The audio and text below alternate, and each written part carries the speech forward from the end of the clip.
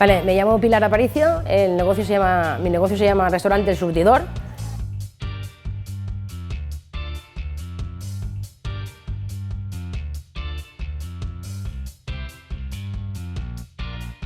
Vale, el negocio en sí tiene 50 años, ha estado regentado por varias familias, la última ha sido Los Granell, que ha estado 16 años, y ahora ha continuado su hermana, que llevamos con él 3 años.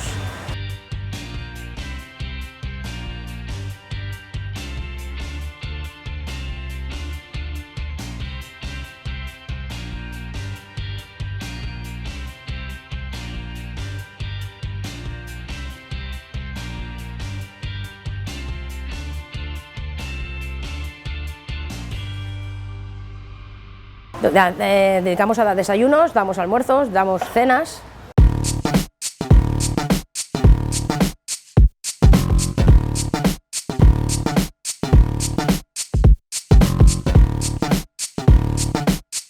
Lo que más me gusta del negocio, creo que en sí la gente, que conoces cada día a gente de distintos países, de distintas clases sociales.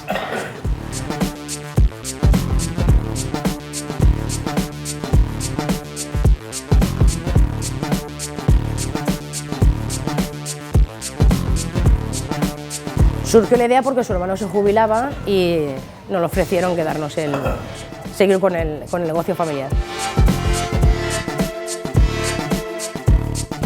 Bueno, pues en sí revolucionando también en tecnología mucho también, ya tema de... Y luego también hemos evolucionado en menús, dar al cliente, ofrecer al cliente mayor calidad-precio. Un punto de encuentro, creo yo, para muchos trabajadores. Por la mañana, por ejemplo, es un negocio que se abre a las 6 de la mañana, viene mucha gente, collidores, que van a la naranja, según temporada, y se junta aquí muchísima gente.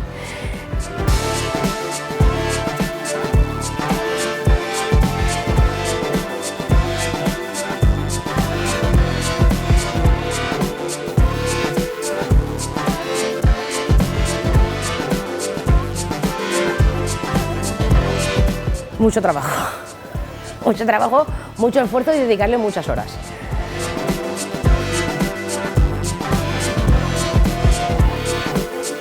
Para mí Arrimat es una plataforma que es mucha información. A mí, por ejemplo, en temas de pandemia nos ha servido de mucho, tanto tema de subvenciones,